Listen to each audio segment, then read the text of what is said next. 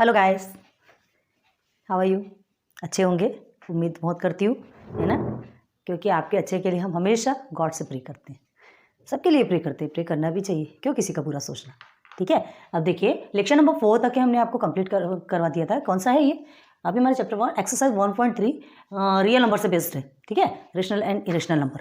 Clear है? आपको बहुत अच्छे से ध्यान होगा कि हमने फर्स्ट और सेकंड जो क्वेश्चंस थे 1.3 के कंप्लीट करवाया था। थोड़ा हार्ड लगा था, सेकंड में आपको थोड़ा इजी लगा होगा। उससे और हमने डबल से क्या बताया था, पूरा इन ऑल कुल टोटल जैसा लिखना है वैसा बताया था। समझ आया होगा आपको? आपने प्रैक्टिस की होगी तो ही समझ आएगा कि कैसा लिखना है। उसमें स्टेटमेंट्स लिखना बहुत ज़रूरी रहता है ना? इरेशनल रहता है, हमें उसे प्रूव करना रहता है। अब वो इरेशनल को सपोज रेशनल में लेकर के फिर हमें उससे वापस से उसे रेशनल करना, मतलब इतनी सारी बहस करने के बाद, सारे डिबेट्स के बाद फिर उसे हमें वापस उसी चीज़ में कन्वर्ट करना थोड़ा हार्ड होता है ना? बट हमने जैसा बताया एज इट इज़ आप वैसा लिखेंगे, आपके लिए कोई प्रॉब्लम नहीं होगी। क्लियर है? चलिए now prove that the following are irrational. ठीक है, क्वेश्चन नंबर 3 देखिए, आप अपनी टेक्स्ट बुक में देखिए। प्रूव दैट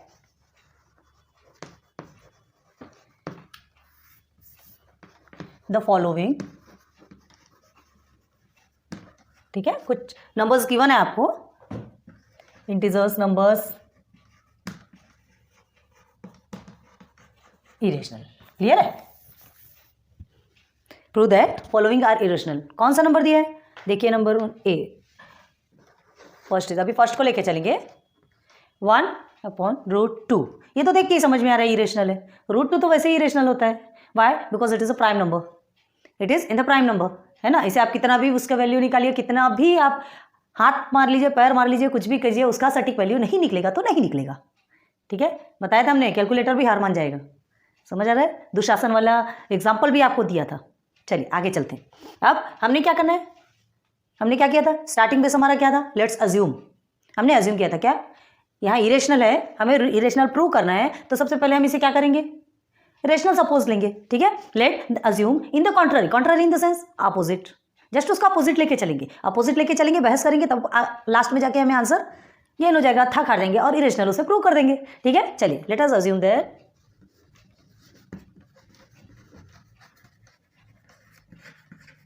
क्या अज्यूम करेंगे, क्या अज्यूम करेंगे? हाँ, टू द कॉन्ट्ररी। ठीक है,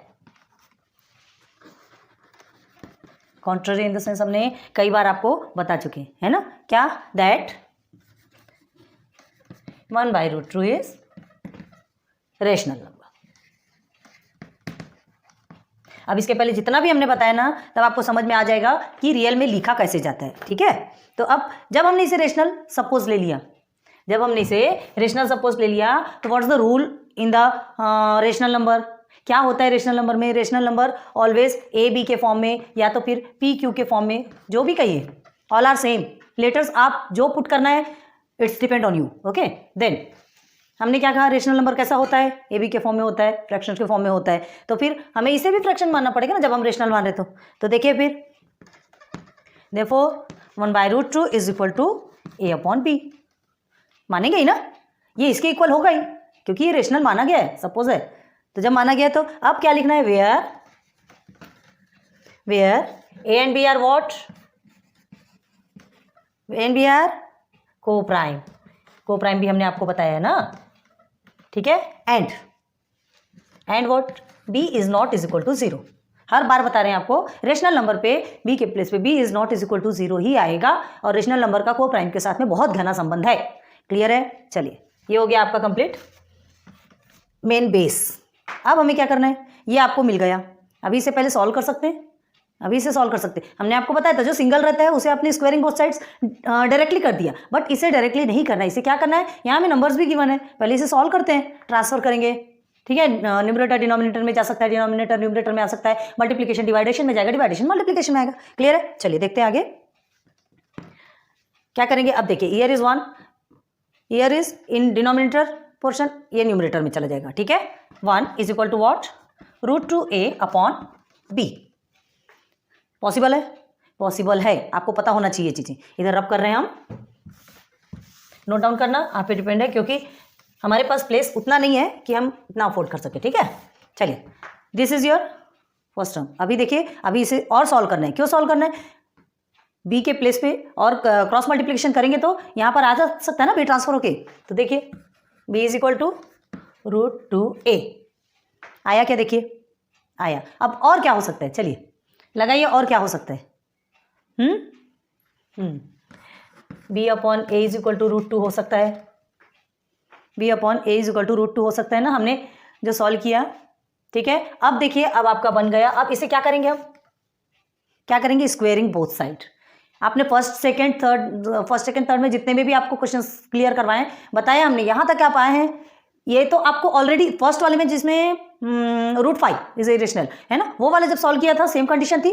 हाँ वो ए भी था, ये भी ए हो गया, भी हो गया। अब ये चेंजेस तो होना ही है ना, जब सॉल्व करेंगे तो टाइप्स ऑफ क्वेश्चंस मिलेंगे आपको, सिर्फ सिंगल क्वेश्चंस में क्लियर नहीं होता। Then B upon A is equal to √2 हो गया। अब चलिए आगे देखते हैं, अब इसे स्क्वेयरिंग बोथ साइड्स। ठीक है, स्क्वेयरिंग बोथ साइड्स।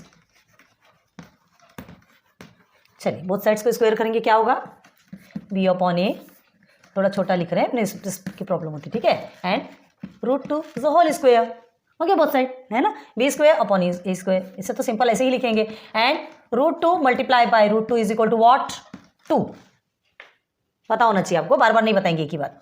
नाउ इसे B upon A is equal to 2 भी लिख सकते हैं। हमने क्या कहा था, B square upon A square है तो बी अपॉन ए भी हो सकता है। हाँ क्या, क्यों हो सकता है, क्यों हो सकता है बताइए। वी फॉलोज द थ्योरम 1.3 है ना, जो भी बी और ए का मतलब क्या है, यहाँ पे कोई भी वैल्यूज पुट करेंगे, जो भी वैल्यूज पुट करेंगे वो क्या होगा, डिवाइड होगा, because it is in the rational form, वो डिवाइड होगा, फुल डिवाइड होगा। देन इसलिए इसे बी अपॉन ए भी ले सकते हैं, चाहे वो स्क्वायर में लीजिए चाहे सिंगल में लीजिए।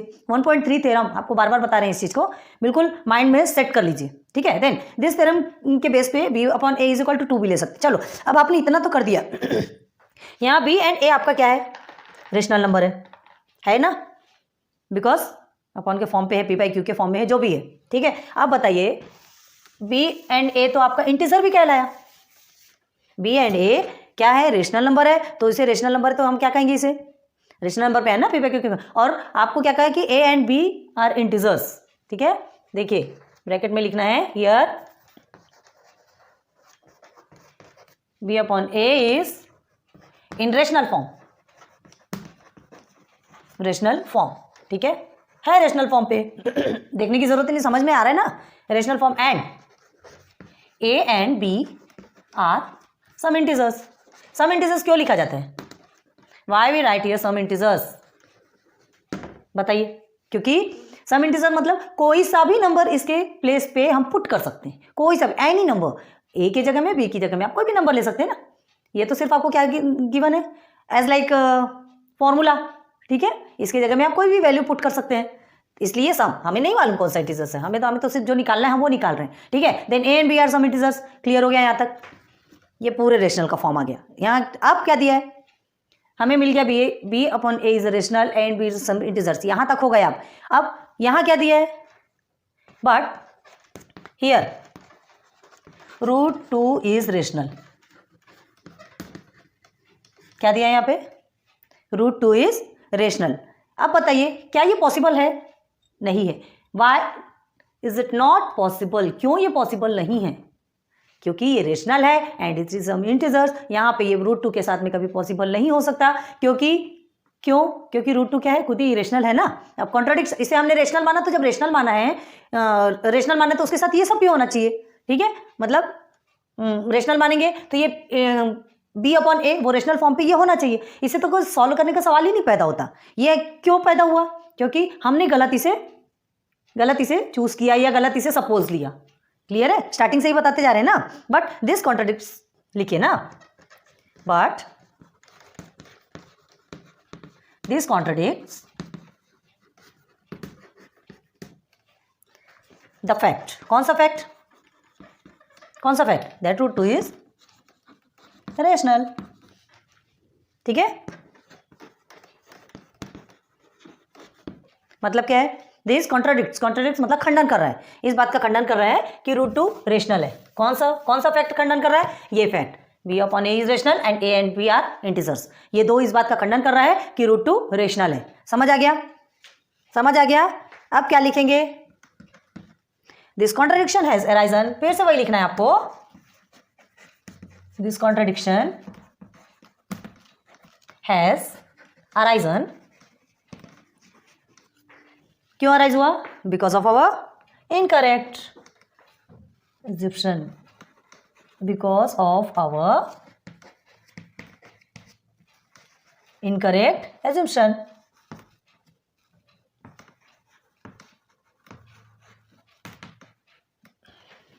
दूर में थोड़ा सा हाथ पोछने में प्रॉब्लम आती है, यहाँ सब चीज़ें रखी हुई है, थोड़ी सी राइटिंग नहीं समझ आए, ये समझ लीजिए हमने जो बताया अपने मुंह से जो बोल रहे हैं तो आपको समझ में आ रहा होगा, तो उससे लिख सकते हैं, ठीक है। इनकरेक्ट एज्यूम्शन क्या? दैट, सॉरी 1/√2 के बारे में देखें ना, 1/√2 इज रेशनल, ठीक है। ये सारी प्रक्रिया, ये सारी गलतियां कहाँ से उत्पन्न हुई, कहाँ से पैदा हुई? क्योंकि हमने ही गलत लिया था, गलत सपोज लिया था, कॉन्ट्रडिक्ट किया था, हमने पहले ही खंडन कर लिया था उसका कि वो इरेशनल है करके हमको प्रूव करना है, लेकिन हमने उसे रेशनल, उसका खंडन करके उसका अपोजिट लेके हमने उसे रेशनल प्रूव किया था, रेशनल सपोज लिया था, सॉरी रेशनल सपोज लिया था, लेकिन एंडिंग में क्या आ रहा है? हमारी बात गलत सिद्ध हो गई, ऑलरेडी ये रेशनल इरेशनल प्रूव हो गया, तो क्या लिखेंगे एंडिंग में? हैंस, जैसा बता रहे ना बिल्कुल एज इट इज वैसा लिखिए। ये जो चीजें हैं स्टेटमेंट्स लिखना बहुत जरूरी, ठीक है। इज इरेशनल, ठीक है, इरेशनल नंबर प्रूव्ड। क्लियर है? क्लियर है। अब आज और अच्छे से आपको समझ में आया होगा कि इसमें रियल में है क्या। है कुछ नहीं, सिर्फ आपको स्टेटमेंट्स थोड़े से याद करने हैं, उसे लिखना है कि हमें कहाँ कहाँ पर कौन कौन सी वैल्यू पुट करना है, कहाँ पर स्क्वायरिंग करना है, और स्क्वायर करने के बाद अब देखिए यहाँ पे स्क्वायर करने के बाद कोई मतलब निकला क्या? वो तो हट गया हमारा। √2 का जब हमने स्क्वायर किया तो कोई मतलब निकला क्या? कुछ नहीं निकलेगा। क्यों निकलेगा? जब हम उसको सॉल्व ही नहीं कर सकते, ठीक है, उसे सॉल्व ही नहीं कर सकते तो उसका कोई मतलब निकलने का सवाल ही नहीं है, क्योंकि दिस इज कॉन्ट्रडिक्शन। हमने अज्यूम किया, हम गलत थे। क्लियर है? चलिए एक और देखते हैं आपके लिए, फिर उसके बाद फिर ये लेक्चर आज का खत्म करेंगे, ठीक है। बताएंगे फिर आगे, टेंशन वाली बात नहीं है, पैनिक होने की कोई ज़रूरत नहीं है, सब कुछ बताएंगे आपको, लेकिन प्लीज़ थोड़ा सा ध्यान देके पढ़िए। चलिए एक देखते हैं आपकी टेक्स्ट बुक में देखिए ना, 7√5 आपका दिया है, देखिए जहाँ √5 आया है तो आप डायरेक्ट यही समझ जाइए, आपको सिर्फ इसको ध्यान देना है। √5 आया है वो इरेशनल है ही, ठीक है। अब 7√5 इज इरेशनल, इसे हमें प्रूव करना है। चलिए ये एक नंबर गिवन है, फिर से हम क्या करेंगे? सॉल्व स्टार्ट करें। क्या करेंगे? लेट अस अज्यूम, आप डायरेक्ट बता रहे हैं, स्पीड से बता रहे हैं, आप प्लीज थोड़ा सा ध्यान दीजिए, ठीक है। Let us assume the contrary, क्या कॉन्ट्ररी करेंगे? दैट 7√5, याद रखिए, ध्यान दीजिए, हमें इसे करना है ना, इज रेशनल। क्लियर है? पहले ऐसा लिखना। अब देखिए जब 7√5 को हमने रेशनल माना तो अब किस इसमें आएगा? Hence 7√5 is equal to a/b, ठीक है। लिखना है हमें वेयर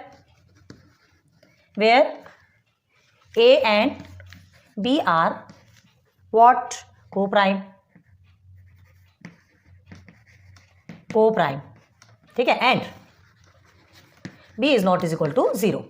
क्लियर हो गया? ये दो स्टेटमेंट बहुत कंपलसरी है यहाँ पर, क्योंकि हमने रेशनल, जैसे इस वैल्यू को हमने रेशनल सपोज ले लिया तो रेशनल में ये दो चीज़ें बहुत ज़्यादा ज़रूरी है। एनी हाउ आपको लिखना है, इसमें मार्क्स मिलते हैं और इसमें से आपके क्वेश्चंस आते हैं, है ना। 2 नंबर 3 नंबर 4 नंबर के आपके क्वेश्चन जो बड़े प्रॉब्लम्स रहेंगे तो उसमें क्वेश्चन आंसर्स तो आपको बड़े ही लिखना पड़ेगा। ये वैसे भी थोड़े बड़े रहते हैं, स्टेटमेंट्स लिखना पड़ता है, ठीक है। यहाँ तक हो गया आपका कंप्लीट। आगे बढ़िए, फिर इसे ट्रांसफर करेंगे, √5 डिनोमिनेटर में चला जाएगा, सॉरी 7 है, हाँ 7b, 7 जाएगा डिनोमिनेटर में, √5 आपका यही रहेगा। अब क्या करना है? फिर से याद कीजिए, स्क्वेयरिंग बोथ साइड। ये सब करने से कोई मतलब नहीं है, अभी देखिएगा कैसे निकलता है, लेकिन फिर भी हमें करना है क्योंकि हमें प्रूव करना है। √5 is equal to a/7b, then both the square. Clear है? इरेज करना है इधर, ध्यान दीजिए। देन अब हियर इज 5, क्यों आया अब आप जानते हैं। देन 7 7 49 b स्क्वायर आ गया। ये यहाँ तक आपका कंप्लीट हो गया। बट स्क्वायर करना प्रॉफिट हुआ क्या? कोई मतलब हुआ क्या स्क्वायर करने का? कोई प्रॉफिट हुआ क्या? नथिंग, कुछ प्रॉफिट नहीं है। देखिए अब यहाँ देखिए, ये ऑलरेडी रेशनल पे है, ठीक है। ये जो नंबर आया तो क्या लिखेंगे? सिंस ए एंड बी, क्या है and B are integers, integers है, A and B are integers हो गया, ठीक है। एंड ए अपॉन, अब हमने स्क्वायर में लिया, इसे 7 भी लिख सकते हैं, 7 भी जो यहाँ पर है आपका, यहाँ पर है, ठीक है। हमने स्क्वायर किया, वहां तक निकाल के देखिए, आगे जाके क्या मतलब, जब कोई प्रॉफिट ही नहीं है, ठीक है, तो डायरेक्ट इसको देखिए ए अपॉन जो 7b किस में है, ये ए अपॉन 7b रेशनल है, is a rational number, sorry rational, ठीक है, डायरेक्ट रेशनल। समझ आ गया यहाँ तक? अब तो समझ आना होगा, अब तो इजी है ना, अब उतना हार्ड कुछ भी नहीं है, अब ये समझ आ गया। अब हमें हेंस क्या माना था हमने, यहाँ तो √5 इज अ रेशनल माना था। अब बताइए कहाँ से हो रहा है, यहाँ इंटीजर से b, ए अपॉन 7b आपका रेशनल है, और यहाँ पे इसे भी रेशनल माना गया है, तो ऐसा प्रूव हो सकता है क्या?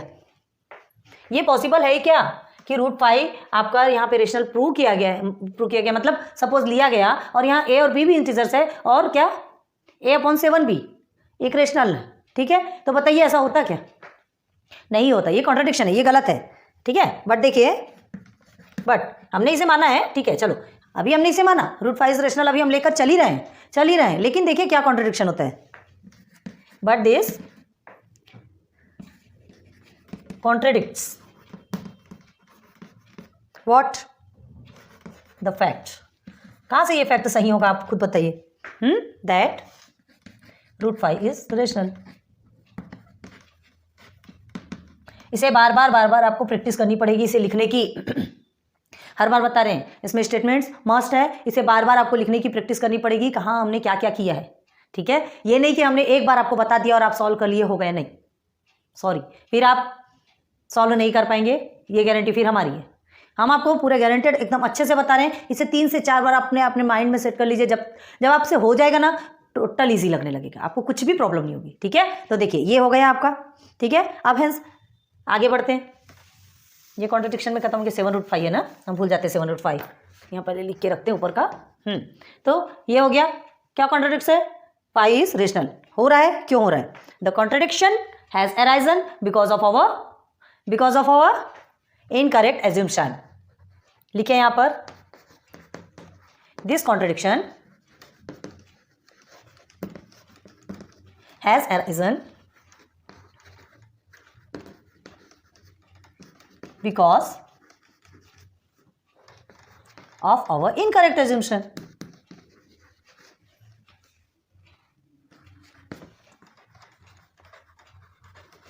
Clear है? क्या है assumption? That